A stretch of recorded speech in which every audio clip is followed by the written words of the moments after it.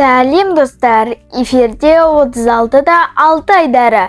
Студияда мен Алима Алимбай. Бүгін мен сіздерге денсаулыққа малинаның 7 пайдасы жайлы айтып беремін. Иммунитетті күшейтеді. Құрамындағы С дәрумені ағзаның қорғанысын арттырады.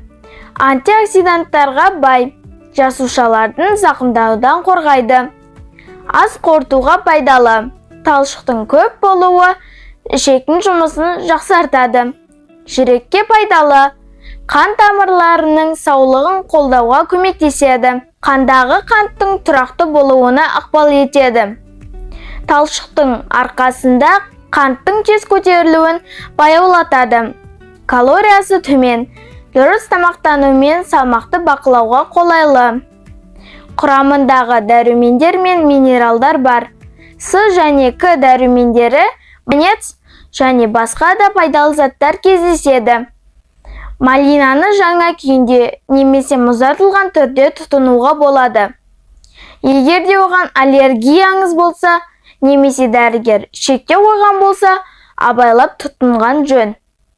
Достар, егер де сіздерге мен айтқан ақпарат ұнаса, лүпіл басып, пікір жаза кетіңіздер.